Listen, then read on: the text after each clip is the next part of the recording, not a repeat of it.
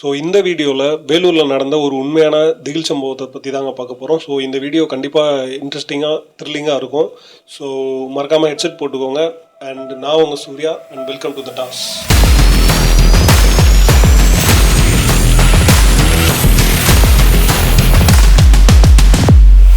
இந்த இன்சிடெண்ட்டை எனக்கு ஷேர் பண்ணது குமார்னு என்னோட ஃப்ரெண்டோட ஃப்ரெண்டு.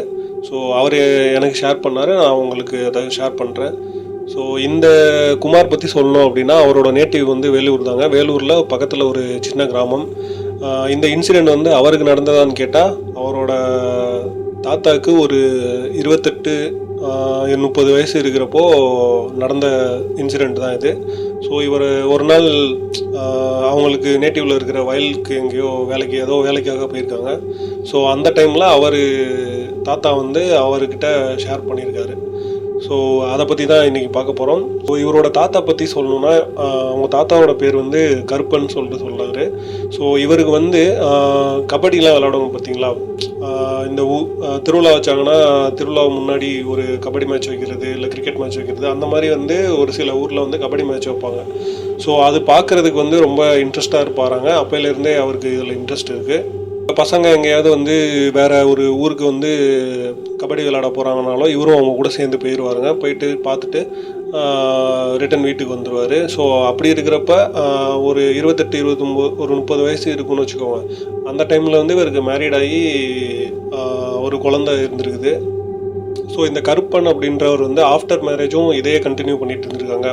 குழந்தை பிறந்ததுக்கப்புறமும் பசங்க கூட சேர்ந்து மேட்ச் பார்க்க போகிறது, சின்ன பசங்க விளையாட போனாங்கன்னா அவங்க கூட சேர்ந்து போகிறது, அந்த மாதிரி இதை கண்டினியூ பண்ணிகிட்டே இருந்திருக்காங்க.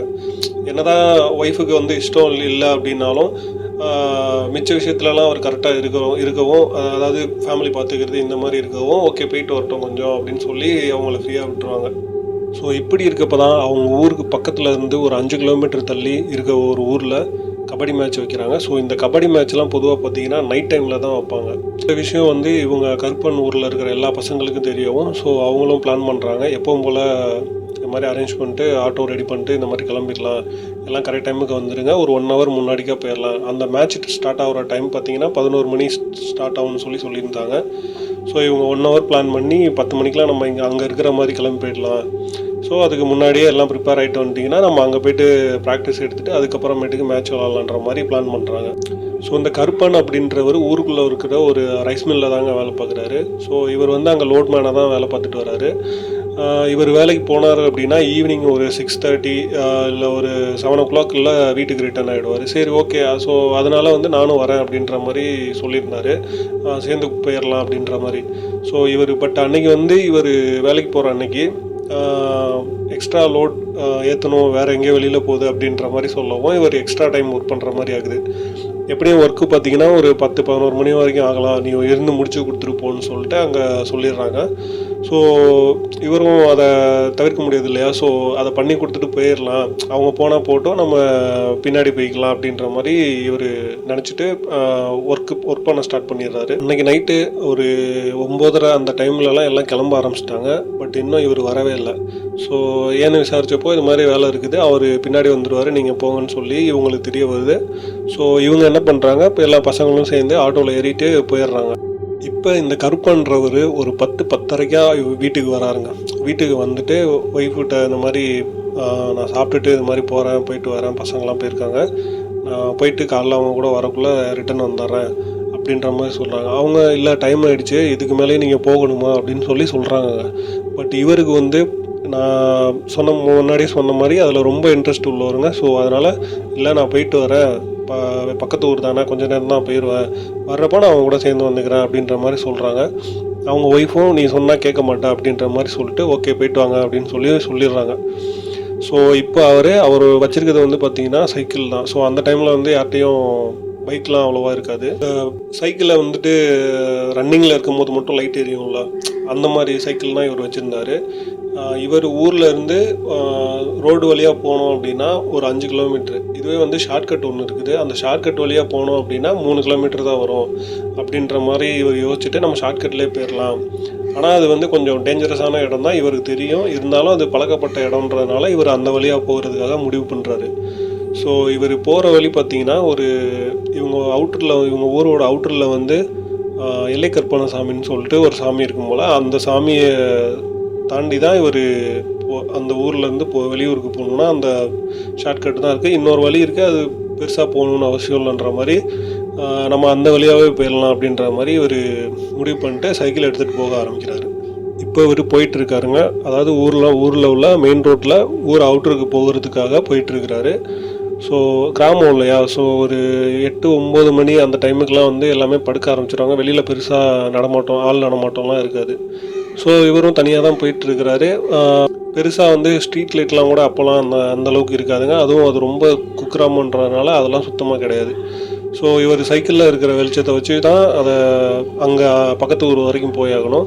ஸோ போயிட்டுருக்கிறாரு. அப்படி போயிட்டுருக்கிறப்போ அந்த கோவில் எல்லை கருப்பசாமி கோயில் இருக்கும் பார்த்திங்களா, அந்த கோயிலுக்கு முன்னாடி அந்த கோயிலை ரீச் பண்ணுறதுக்கு முன்னாடியே ஆப்போசிட்டில் ஒரு நபர் இவரை பார்த்து நடந்து வந்துட்டுருக்கிறாரு. யாராவது இந்த டைமில் இங்கிட்ட நடந்துகிட்டு இருக்காங்களே, சரி யாராவது போய் ஊருக்கு இது போவாங்க போல அப்படின்னு சொல்லிட்டு இவர் பாட்டுக்கு போயிட்டுருக்காரு. ஆனால் ஆப்போசிட்டில் வரவர் வந்து இவரை நிறுத்துகிற மாதிரி கை காமிச்சு நிறுத்த சொல்கிறாரு. இவரும் போயிட்டு அவர் பக்கத்தில் சைக்கிள் நிறுத்திட்டு சொல்லுங்கள் அப்படின்னு சொல்கிறாரு. அவர் ஒன்று, தம்பி எங்கேப்பா போகிறா அப்படின்னு கேட்குறாரு. நான் இந்த மாதிரி பக்கத்து ஊருக்கு கபடி மேட்ச் பார்க்க போகிறேன், நீங்கள் என்ன வேணும் உங்களுக்கு அப்படின்ற மாதிரி கேட்குறாரு. அவர் என்ன சொல்கிறாரு, நானும் அங்கே தப்பா போகணும், நடக்க முடியல, வயசாகிடுச்சு, ஸோ அதனால தான் நான் ரிட்டன் வந்துட்டேன் அப்படின்னு சொல்கிறாரு. அவர் சரி ஓகே, நம்மளும் ஷார்ட்கட்டில் வேறு போகலான்ட்டு இருக்கிறோம், தனியாக தான் போகணும், ஃபுல்லாக ஃபாரஸ்ட் மாதிரியான ஏரியா, ஸோ ஒரு பேச்சு துணைக்கு இருக்கட்டுமேன்னு சொல்லிட்டு அவரை ஓகே வாங்க நான் கூட்டிகிட்டு போகிறேன் அப்படின்னு சொல்லிடுறாரு. இப்போ அவர் சைக்கிளில் ஏறி பின்னாடி சீட்டில் சைக்கிளில் உட்காந்துட்டு தம்பி அந்த கோயில் வழியாக போக வேணாம், அதுக்கு கோயிலுக்கு முன்னாடியே வந்து வேறு ஒரு வழி ஷார்ட்கட் ஒன்று போவோம், அதில் போனீங்கன்னா இந்த கோயில் வழியாக போகிறத விட இதில் போகிறது கொஞ்சம் பக்கமாக இருக்கும் அப்படின்னு சொல்கிறாரு. அந்த கருப்பனுக்கு கொஞ்சம் டவுட் ஆகிடுதுங்க அப்போவே. ஸோ என்ன ஆச்சு அப்படின்னா, இவர் எதுக்கு சம்மந்தம் இல்லாமல் இந்த வழியில் போக சொல்கிறாரு, இவர் தான் வெளியூர்ன்றாரு, இங்கே இருக்கிற வழியில் போக சொல்கிறாரு, எப்படி இது அவருக்கு தெரியும் அப்படின்ற மாதிரி. சரி ஓகே, ஏதோ ஒன்று மேபி அவர் அந்த வழியாக போயிட்டு கூட நடந்து வந்திருக்கலாம் அப்படின்ற மாதிரி நினச்சிட்டு சரி ஓகே ஐயா அப்படின்னு சொல்லிட்டு அந்த வழியில் போகிறதுக்காக சைக்கிளை மிதிக்க முடியலங்க. ஒரு 2 பேர் உட்காந்தா என்ன மாதிரி வெயிட் இருக்குமோ அது ஒரு ஆள்கிட்ட இருந்துச்சு, ஆனால் பார்க்குறதுக்கு அப்படி தெரிலங்க.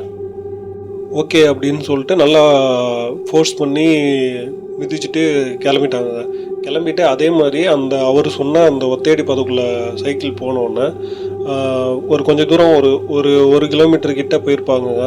1 கிலோமீட்டருக்கு போயிட்டுருக்கிறப்போ சரி என்ன இவர் பேசாமல் வந்துட்டுருக்காருன்னு சொல்லிட்டு இவராக பேச்சு கொடுக்குறாரு. உங்கள் பேர் என்னையா, நீங்கள் கரெக்டாக எந்த ஊர், உங்கள் வீடு எங்கே இருக்குது அப்படின்ற மாதிரி கேட்குறாரு.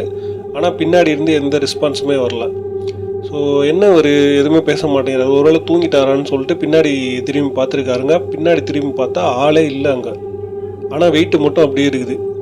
டக்குன்னு சடன் ஆகி சைக்கிளை நிறுத்திட்டாரு. இப்போ ஒரு சைக்கிள் நிறுத்திருக்க இடம் எந்த இடம்னு பார்த்தீங்கன்னா, ஒரு சுற்றி ஃபுல் பிட்ச் பிளாக்கில் நின்றுட்டுருக்கிறாரு.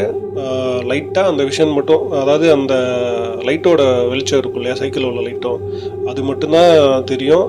அதுவும் இவர் ரன் பண்ணிட்டு போயிட்டு இருக்கிறது மட்டும்தான் தெரியும். ஸோ மிச்சப்படி பார்த்தீங்கன்னா பிட்ச் பிளாக்கு, லைட்டாக ஒரு கொஞ்சம் குறிப்பிட்ட தூரம் வரைக்கும் பார்க்குற மாதிரி ஒரு வெளிச்சம் இருந்துட்டு இருக்குது. இரண்டாவது ஏற்றிட்டு வந்தவன ஆளை காணாமே, பின்னாடி சைக்கிள் திரும்பி பார்த்தா யாருமே இல்லை. இப்போ ஆனால் நம்ம தானே ஏற்றிட்டு வந்தோம் இவ்வளோ தூரம் அப்படின்னு சொல்லிட்டு யோசிச்சு பார்க்குறாரு. ஏதோ ஒன்று தப்பாக இருக்குது, இந்த இடத்துல நம்ம இருக்கக்கூடாது, உடனே கிளம்பணும் அப்படின்னு சொல்லிட்டு சைக்கிள் எடுத்துகிட்டு வேகமாக அழுத்திட்டு போகிறாருங்க.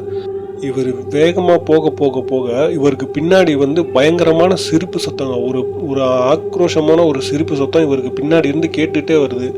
இவருக்கு கத்திக்கிட்டே அலறிட்டு கத்திக்கிட்டே சைக்கிளை மிதிச்சுட்டு வேகமாக போயிட்டுருக்கிறாரு. அப்படி கொஞ்சம் தூரம் போனதுக்கப்புறம் சைக்கிளை போய்ட்டு நிறுத்திடுறாங்க. டயர்டாகிடுதுல, ரொம்ப வேகமாக வந்துட்டு இருந்தாருயா, ஸோ டயர்டாகி சைக்கிளை நிறுத்திடுறாரு. அந்த சிரிப்பு சத்தமும் ஸ்டாப் ஆகிடுச்சுங்க. ஸ்டாப் ஆகிட்டு ஓகே இதுக்கப்புறம் வராதுன்னு நினைக்கிறேன், நம்ம சீக்கிரமாக முடிஞ்ச அளவுக்கு இன்னும் சீக்கிரமாக போயிடலான்னு சொல்லிட்டு கிளம்பலான்னு பெடலில் காலை எடுத்து வைக்கிறாரு. ஆப்போசிட்டில் ஒரு மரம் தெரியுது இவருக்கு. அந்த ஆப்போசிட் மரத்துக்கு கீழே வெள்ளை கலரில் ஒரு உருவம் இவரை பார்த்துக்கிட்டே நிற்கிது. அது இவருக்கு தத்ரூபமாக தெரியுது. ஸோ இப்போ இவர் பின்னாடி போகிறதா முன்னாடி போகிறதான்னு கன்ஃபியூஷன்லேயே பயந்து போய் நடுங்கி போய் நின்றுட்டே இருக்கிறாரு. அந்த உருவம் அந்த மரத்துக்கு பின்னாடி பொறுமையாக பின்னாடி போயிட்டு லைட்டாக தலையை மட்டும் சாட்சி இவரை பார்த்துக்கிட்டே கை காட்டி வா வான்னு சொல்லி கூப்பிடுதாங்க. இவர் மோஸ்ட்லி வந்து பயப்படாத ஒரு ஆளாங்க, ஆனால் தைரியமான ஒரு ஆளுமா கூட. பட் வந்து இப்போ இந்த சுச்சுவேஷனில் அவருக்கு இல்லை எங்கள் உடம்புல வந்து ஒரு என்ன நடக்குதுன்னே புரியாமல் அப்படியே ஸ்டன் ஆகி நின்றுட்டார். என்னடா இது, நம்ம எங்கேயோ கிளம்பி போனோம், இப்போ இப்படி நடக்குது, இப்போ என்னடா பண்ணுறதுன்னு சொல்லி அவரால் கை கால் எதுவுமே எடுக்க முடியல. எதுவுமே ஒர்க் ஆகலை, அவர் கண்ட்ரோலில் இல்லாத மாதிரி ஃபீல் பண்ணியிருக்கிறாரு. இவர் உடனே என்ன பண்ணியிருக்காரு, இதுக்கு மேலே நம்ம அங்கே போக வேணாம், நம்ம திரும்பி வீட்டுக்கே போயிடலான்னு சொல்லிட்டு சைக்கிளை திருப்பலான்னு போகிறப்ப பின்னாடி இருந்து அதே சிரிப்பு சத்தம் திரும்ப கேட்குது. அவர் உடனே பின்னாடி பார்க்குறாரு. இவர் நிற்கிறதுலேருந்து ஒரு 10 அடி தள்ளி ஒரு கோரமான உருவம் இவரை பார்த்து சிரிச்சுக்கிட்டே முன்னாடி வந்துக்கிட்டே இருக்குது. இவர் டக்குன்னு கருப்பா என்னை காப்பாத்துறான்னு சொல்லி கீழே விழுந்தவர் தான். நாங்கள் கீழே விழுந்துட்டாரு. ஆனால் அவருக்கு அந்த விழுந்ததுக்கு அப்புறமேட்டுக்கு என்னென்ன நடந்துச்சுன்னா எதுவுமே தெரியாது. அவர் கீழே விழுந்து தரையில் கிடக்கிறப்போ தம்பி ஏந்திரிப்பான்னு சொல்லிட்டு யாரோ எழுப்புறாங்க. இவர் உடனே கண்ணை திறந்து இப்படி பார்த்துட்டு அலறி அடிச்சுட்டு அந்த கீழே விழுந்த அதிர்ச்சியிலேயே அலறி அடிச்சுட்டு எந்திரிக்கிறாருங்க. ஆனால் இவருக்கு ஆப்போசிட்டில் நிற்கிறவர் வந்து நல்லா ஒரு 30 வயசு இருக்கக்கூடிய ஒரு நல்ல பாடி வந்து நல்லா மெயின்டைன் பண்ண ஒரு பாடி, நல்லா முறுக்கு மீசை, ஃபேஸ் பார்த்தீங்கன்னா நல்லா அப்படி பிரைட்டாக இருக்குது. ஒரு கையில் ஒரு அந்த பெட்ரூமாஸ் லைட் வச்சுருப்பாங்க இல்லையா, அதை வச்சுட்டு இவர் எழுப்பிட்டு இருக்கிறாரு, எந்திரி அப்படின்னு சொல்லிட்டு. அந்த வந்திருக்கக்கூடிய நபர் வந்து கேட்குறாரு, எங்கப்பா தம்பி போனால், இங்கே வந்து விழுந்திருக்க, எந்த ஊர் நீ அப்படின்னு சொல்லிட்டு. அவரும் ஒன்று, ஐயா நான் இந்த மாதிரி வந்தேன், எனக்கு இந்த மாதிரி ஒரு ஆள் என் கூட வந்தார், நான் பாதி வழியில் வந்து பார்க்குறப்ப என் பின்னாடி அவர் இல்லை, நான் சடனாக என்னென்னமோ நடந்துச்சிங்க, நான் மயக்கம் போட்டு கீழே விழுந்துட்டேன் அப்படின்னு சொல்லி அவர்கிட்ட சொல்கிறாரு. ஆனால் அவர் இப்போ வந்திருக்கவரை பார்த்தீங்கன்னா ஒரு நார்மலான மனுஷன் மாதிரியே தெரிலங்க. ஏதோ அவரை பார்த்தோன்னா அவருக்கு ஒரு ஃப்ரெஷ்ஷான ஒரு ஃபீலிங்ஸ் வர மாதிரி ஒரு தோற்றத்தில் தான் அவர் இருந்திருக்கிறாரு. ஸோ இவரும் அவர்கிட்ட நடந்த எல்லாத்தையும் சொல்கிறாரு. அவரும் சரி ஓகேப்பா, நான் இந்த ஊருக்குள்ளே தான் போகிறேன், நீ என் கூட வேணாம் வா, நான் அங்கே உன்னை விட்டுடுறேன் அப்படின்னு சொல்கிறாரு. இவர் வந்து பார்த்திங்கன்னா ஒரு 2 மாடு கட்டின வண்டியில் தாங்க வந்திருக்கிறாரு. ஸோ நீ வண்டியில் வந்து உட்காந்துக்கப்பா, நான் அவனை ஏற்றிட்டு போயிட்டு விட்டுடுறேன் அப்படின்ற மாதிரி சொல்கிறாரு. இவரும் அவருக்கு மேலே வந்து ஒரு நல்ல இம்ப்ரெஷன் இருக்கிறவங்க, இவரும் கிளம்பிடுறாரு அவர் கூட. ஓகே நீ ஊருக்குள்ளே இறக்கி விட்ருங்க, நான் வீட்டுக்கு போயிடுறேன்னு சொல்லி ஏறிடுறாரு. அவர் முன்னாடி உட்காந்து மாட்டு வண்டி தாங்க, ஸோ மாடு ஓட்டிகிட்டு இருக்கிறாரு. கருப்பன்றவர் பின்னாடி உட்காந்துட்டு வண்டியில் சும்மா பார்த்துட்டு இருந்திருக்காரு. அருவா, நல்ல பெரிய அருவா அந்த வண்டியில் இருந்துருக்குது. இவர் அதை பார்த்துட்டு எதுவுமே கண்டுக்கலைங்க. அந்த சாமிக்கு சிலைலாம் செஞ்சு கொடுப்பாங்க பார்த்தீங்களா, அந்த வேலு அம்பு அந்த மாதிரி செஞ்சு கொடுக்குறவராக இருக்கும். ஸோ அவர் செஞ்சு எங்கேயோ எடுத்துகிட்டு போயிட்டுருக்காரு போலக்கு அப்படின்னு சொல்லிட்டு இவர் நடந்ததை பற்றியே யோசிச்சுக்கிட்டே எதுவுமே பேசாமல் பின்னாடி உட்காந்துட்டே வந்திருக்காருங்க. அவர் கரெக்டாக அந்த முன்னாடி இவங்க ஊரோடைய அவுட்டரில் கருப்பசாமி கோயில் இருக்கு இல்லையா, அங்கே போயிட்டு வண்டி நிற்கிது கரெக்டாக. ஸோ அங்கே நின்னோடனே தம்பி நீ இறங்கி போயிடு, நான் இது மாதிரி வேறு வழியில் போகிறேன் அப்படின்னு சொல்லிட்டு இவர் இறக்கி விட்டுறாரு. இவரும் கொஞ்சம் தூரம் அங்கேருந்து யோசிச்சுட்டே வர்றாரு, என்னென்னமோ நடந்துச்சு இல்லையா, யோசிச்சுட்டே வந்துட்டு ஆமாம் இப்போ அவர் தான் அங்கே கோயில்கிட்ட வண்டியை நிறுத்திட்டு நான் இந்த வழியாக போகிறேன்ப்பா, நீ நடந்து போயிருன்னு சொன்னார். ஆனால் அவர் போகிறேன்னு சொன்ன சைடில் எந்த வழியுமே இல்லையே, எங்கே போயிருப்பாருன்னு சொல்லிட்டு திரும்பி பார்க்குறாருங்க. இவர் திரும்பி பார்க்குறப்போ அந்த வண்டி ஓட்டிகிட்டு இருந்தார் இல்லையா, அவர் இவரை பார்த்து சிரிச்சுட்டு அந்த அருவா, அது ரொம்ப பெரிய அருவாலாங்க, அதை தூக்கிட்டு அப்படியே கோயிலுக்குள்ளே போயிட்டாராம். கோயிலேருந்து ஒரு நல்ல ஃப்ளாஷ் வந்துருக்குது. அதுக்கப்புறமேட்டுக்கு அந்த வெளியில் நின்ன வண்டி எதுவுமே இல்லையாங்க. அப்படியே இவருக்கு அது ஆனந்த கண்ணீரா இல்லை என்னன்னே தெரில, அவ்வளோ அழுதாராங்க. அழுதுட்டு நேராக வீட்டுக்கு போயிட்டு இவரோட ஒய்ஃபுக்கிட்ட வந்து எல்லாத்தையுமே சொல்கிறாரு, இந்த மாதிரி ஆயிடுச்சு, எனக்கு அந்த கருப்பன் தான் வந்து காப்பாற்றினா அப்படின்ற மாதிரி சொல்லியிருக்காரு. அவங்க ஒய்ஃபும் ஓகேங்க ஒன்றும் பிரச்சனை இல்லை, நல்ல வேலை எப்படியோ சேஃபாக போயிட்டு வந்துட்டிங்கல்ல அப்படின்னு சொல்லிட்டு போய் திண்ணூறு எடுத்து பூசிட்டு இப்போ அவங்கள தூங்க வச்சிட்டாங்க. ஸோ இப்போ விடியுதுங்க. விடிஞ்ச உடனே இவர் முதல் வேலையாக என்ன பண்ணுறாருன்னா, ஊரில் இருக்கிற ஒரு பையனை கூட்டிகிட்டு சைக்கிள் அங்கே நைட்டு விட்டுட்டு வந்தார் இல்லையா, அதை எடுக்கலான்னு போகிறப்போ தான் அந்த பையன் சொல்கிறான், இந்த வழியிலையா நீ நைட்டு போவ அப்படின்னு சொல்லி. என்னடா ஆச்சு அப்படின்னு கேட்டதுக்கு வா சொல்கிறேன் அப்படின்னு கூட்டிகிட்டே போயிட்டே இருந்திருக்கான். கரெக்டாக ஒரு சைக்கிள் விழுந்ததுலேருந்து கொஞ்சம் தூரத்தில் ஒரு மரம் இருந்துச்சு இல்லையா, அந்த உருவம் கூட நின்றுட்டு இருந்துச்சு. அந்த இடத்துல தான் வெளியில் இருந்து ஒரு 30-40 வயசு இருக்கக்கூடிய ஒரு நபர் வந்து ஃபேமிலி பிரச்சனைன்னு சொல்லி வெளியூர்லேருந்து இங்கே வந்து தூக்கு போட்டு இறந்துட்டாரு அப்படின்னு சொல்லி இவர்கிட்ட சொல்லி முடிச்சிருக்காருங்க.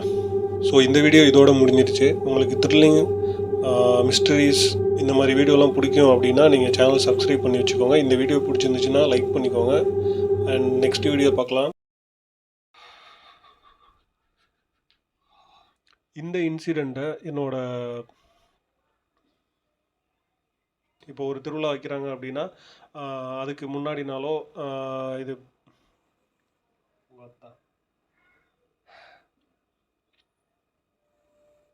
அது பார்க்குறதுக்கு வந்து ரொம்ப இன்ட்ரெஸ்டாக இருப்பாராங்க. அப்போலேருந்தே அவருக்கு இதில் இன்ட்ரெஸ்ட் இருக்குது.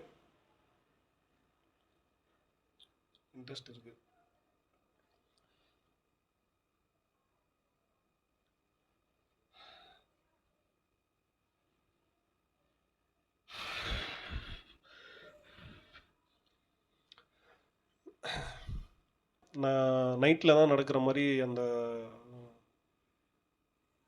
விட்டு விட்டு சொல்லுப்பா. ஏன்